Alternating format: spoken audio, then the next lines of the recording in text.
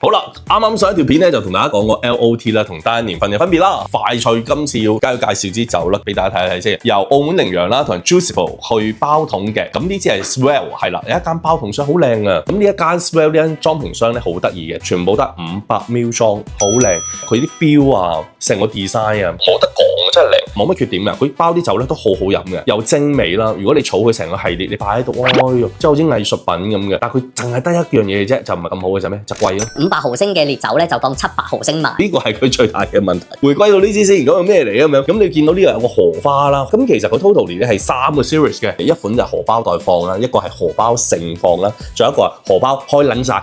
荷包開晒啦，咁樣係啦，分別代表咗唔同年份。而呢支荷包袋放咧就係選擇咗1989啦，佢係選擇干一邊一間酒莊咧就係 Punya。咁 Punya算係入邊好頂流嘅一間酒莊嚟㗎啦，同 JLP 啊、VT 啊都係齊名㗎。咁啊1989年啦，2023年6月裝㗎啦，62.1度喎 cask strength喎。如果你想飲到單桶，想飲到一個年份，想飲到嗰一年嗰個法國嗰個風土係點樣，呢支酒幫到你。有冇買啊嘛？梗係有啦，點解無端要推薦佢咧？咁本身咧原價咧就賣緊成1500-1600蚊一碌嘅咁樣，因為賣得唔好啦，冇性價比，廣東人唔受你㗎嘛，係咪先？咁所以而家要劈價，依家係1180，點買啊？咁樣置頂筆記啦，揾我啦嚇。其實我真係發現咧，我叫人睇置頂筆記咧，之後都會問我點問你咁。我要倒抽一口涼氣，容許我再溫馨地同你講一次。想揾我好簡單，置頂筆記揾到我。下次有咩靚嘢再同你分享，拜拜。